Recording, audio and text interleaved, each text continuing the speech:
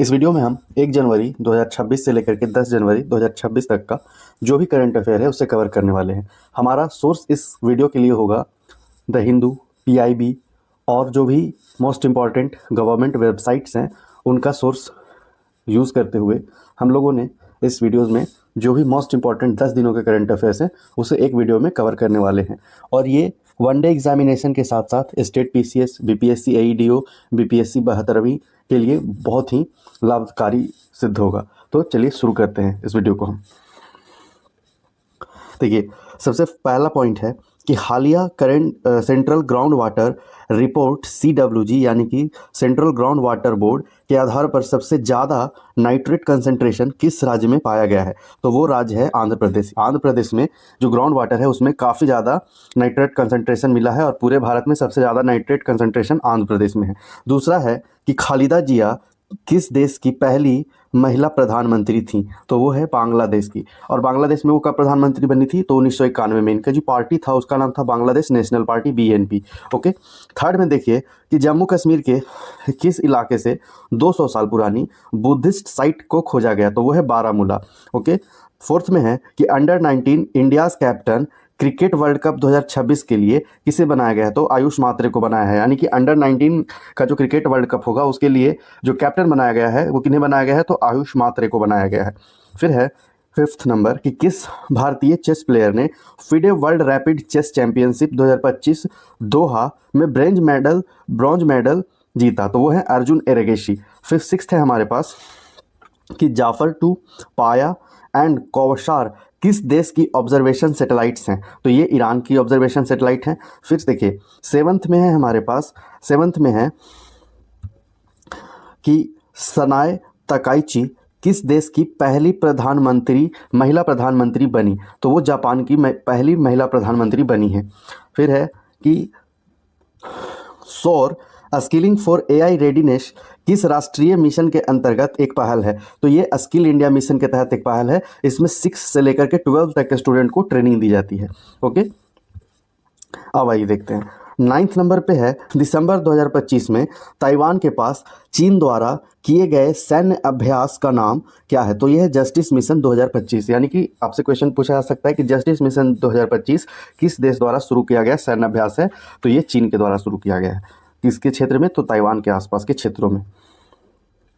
फिर है कि हालिया आंकड़ों के अनुसार किन 3 देशों के पास रेयर अर्थ ऑक्साइड्स के सबसे बड़े भंडार हैं, पहला है चाइना, दूसरा है ब्राज़ील और तीसरा है इंडिया। चाइना के पास 44 मीट्रिक टन का रेयर अर्थ ऑक्साइड है, ब्राज़ील 21 मिलियन टन और जो इंडिया है हमारा वो है 6.9 मिलियन टन। अगर बात करें प्रोडक्शन के आधार पे, तो प्रोडक्शन सबसे ज़्यादा चाइना करता है और इसके पास भंडार भी सबसे ज़्यादा है। ओके, चलिए अब हम लोग देखते हैं नेक्स्ट है ग्रामीण विकास के लिए संयुक्त पहल जीवा प्रोग्राम किस संगठन द्वारा शुरू किया गया है, तो ये नाबार्ड के द्वारा शुरू किया गया है और इसमें हम लोग नेचुरल फार्मिंग को प्रमोट करते हैं, जिसमें बिना पेस्टिसाइड्स और बिना खाद के खेती को प्रमोट किया जाता है।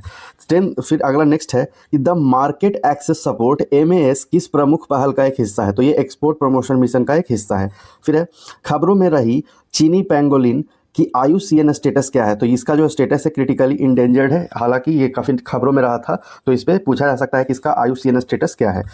देखिए फिर 14 नेक्स्ट है हमारे पास 14 नंबर कि भारत का एकमात्र संस्थान सार्वजनिक क्षेत्र का अस्पताल बनकर उभरा जिसने एक ही वर्ष में 150 किडनी प्रत्यारोपण किया है, तो वो है institute of kidney diseases and research centre Ahmedabad. इसने 1 साल के भीतर ऐसा जो गवर्नमेंट हॉस्पिटल बन करके सामने आया जो 500 किडनी ट्रांसप्लांट एक ही साल में किया हो। नेक्स्ट है हमारे पास कि गोवा में नव घोषित तीसरे जिले का नाम क्या है। जैसे कि हम लोग जानते थे गोवा में मात्र 2 ही जिले थे, सबसे छोटा स्टेट था, तो इसमें एक नया जिला बना है जिसका नाम है कुशावती। ओके, नेक्स्ट है 29वीं राष्ट्रीय खेल पर्वतारोहण चैंपियनशिप माउंटेन क्लाइंबिंग चैंपियनशिप 2025 में युवा लड़कियों अंडर-17 वर्ग में स्वर्ण पदक जीता। किसने जीता, तो अमायरा घोषला ने ये जो है गोल्ड मेडल जीता है। देखिए नेक्स्ट है हमारे पास प्रधानमंत्री मातृ वंदना योजना मिशन शक्ति किस उप योजना के तहत लागू की गई है, तो समर्थ उप योजना के तहत लागू की गई है। नेक्स्ट है हमारे पास कि Sagarmala finance corporation limited Bharat की NBFC किस क्षेत्र पर केंद्रित है, तो ये जो है मैरीटाइम सेक्टर के लिए पहली एनबीएफसी बनाई गई है, जो कि पूरी तरीके से मैरीटाइम सेक्टर पे NBFC non banking financial company बनी है, जिसका नाम है सागरमाला। तो ये काफ़ी इंपॉर्टेंट हो जाता है। नेक्स्ट हम देखेंगे कि पहली वंदे भारत स्लीपर ट्रेन किन दो शहरों के बीच चलने की योजना बनी है। तो ये दो शहर हैं गुवाहाटी और हावड़ा के बीच पहली वंदे भारत स्लीपर ट्रेन चलेगी। नेक्स्ट है हमारे पास कि हाल ही में कौन सा देश यूरोजोन का 21वां सदस्य बना है। तो वो है बुल्गारिया। देखिए यूरोजोन क्या है कि यूरोपियन जो भी कंट्रीज़ हैं वहाँ पे जो भी कंट्री यूरो का इस्तेमाल करती है उनका अपना एक ग्रुप बनता है, तो उसी ग्रुप को यूरोजोन कहते हैं। तो यूरोजोन का जो 21वां नया सदस्य जो बना है वो कौन बना है, वो बुल्गारिया बना है। ओके, नेक्स्ट देखिए, क्लोज क्वार्टर बैटल सीक्यूबी कार्बाइन किस संगठन द्वारा डिजाइन किया गया है। ये डीआरडीओ के द्वारा डिजाइन किया गया एक बैलिस्टिक गन टाइप का हथियार है जो डीआरडीओ के द्वारा बनाया गया है। फिर देखिए, भारत का कौन सा राज्य अपना 8वां राज्य वेतन आयोग गठित करने वाला पहला राज्य बन गया। वो है असम, यानी कि ऐसा स्टेट जो 8th फाइनेंस कमीशन लागू करने वाला पहला राज्य बना, वो कौन है, वो आसाम है। नेक्स्ट है हमारे पास कि किस मंत्रालय ने इलेक्ट्रॉनिक्स कंपोनेंट्स मैन्युफैक्चरिंग स्कीम शुरू की। तो ministry of electronics and information technology ने इसे शुरू किया है। नेक्स्ट है कि किस संगठन ने नो योर सर्वे जारी किया है। तो ये जारी किया है एनएसओ, नेशनल स्टैटिस्टिक्स ऑफिस ने इसे जारी किया है। ओके, नेक्स्ट है हमारे पास कि 70 से 80 लाख आबादी वाला भारत का कौन सा शहर पहली झुग्गी मुक्त शहर बनने का लक्ष्य रखा है। वो है सूरत। सूरत जो है 70 से 80 लाख वाले बड़े शहर में ऐसा शहर बनने का लक्ष्य रखा है जो कि पूर्णतः झुग्गी मुक्त हो सकता है। पहले 10 लाख वाले आबादी वाले शहर में चंडीगढ़ ऐसा कर चुका है, तो ये इंपॉर्टेंट हो जाता है। नेक्स्ट देखिए कि माउंट बर्नीतेलोंग ज्वालामुखी किस देश में है। तो ये इंडोनेशिया में है। यहाँ पे इस ज्वालामुखी के कारण, उद्गार के कारण काफ़ी अर्थक्वेक आ रहे थे, तो ये न्यूज़ में बना हुआ है। नेक्स्ट है हमारे पास कि हालिया रिपोर्ट के अनुसार वित्त वर्ष 2026 में भारत के निवेश चार्ट में किस संस्थान ने शीर्ष स्थान हासिल किया है, यानी कि सबसे ज़्यादा इन्वेस्टमेंट किस राज्य को प्राप्त हुआ है, तो वो है आंध्र प्रदेश। ओके, देखिए फिर है नेक्स्ट हमारे पास 72वां राष्ट्रीय वॉलीबॉल टूर्नामेंट 2026 की मेजबानी कौन सा शहर कर रहा है। तो वो है वाराणसी। वाराणसी शहर जो है 72वां राष्ट्रीय वॉलीबॉल टूर्नामेंट की मेजबानी करने वाला है। ओके, नेक्स्ट है हमारे पास कि RQ-170 सेंटिनल स्टील्थ ड्रोन किस देश द्वारा विकसित किया गया है। तो ये इसे विकसित किया गया है यूएसए द्वारा, यानी कि यूनाइटेड स्टेट अमेरिका द्वारा।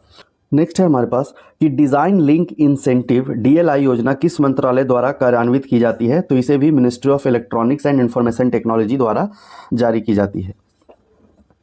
देखिए फिर 31 नेक्स्ट हमारे पास है कि भारत के पहले made in India universal multi calibre rocket launcher का नाम क्या है। तो उसका नाम क्या है, सूर्यास्त्र है। यानी कि मल्टी कैलिबर रॉकेट लॉन्चर जो भारत के द्वारा बनाया गया है उसका क्या नाम है, तो उसका नाम है सूर्यास्त्र।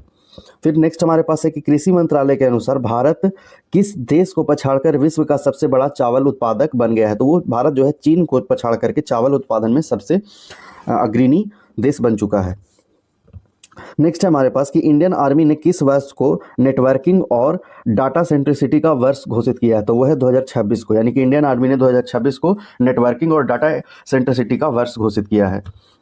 नेक्स्ट है हमारे पास हाल ही में सऊदी अरब में खाड़ी सहयोग परिषद GCC बलों द्वारा प्रमुख सैन्य अभ्यास का नाम क्या है। तो इसका नाम है गल्फ शील्ड 2026। नेक्स्ट है किस संगठन ने समुद्री जल विलवणीकरण प्रणाली स्वदेश नामक पोर्टेबल विलवणीकरण उपकरण विकसित किया है। तो वो है DRDO। नेक्स्ट है हमारे पास भारत ने किस देश के लिए प्रोडक्शन इन्वेस्टमेंट वीज़ा शुरू किया है। तो वो है चाइना के लिए। नेक्स्ट है किस संगठन ने earth observation satellite Cosmo SkyMed second gen प्रक्षेपित किया है। तो इसे स्पेसएक्स ने प्रक्षेपित किया है।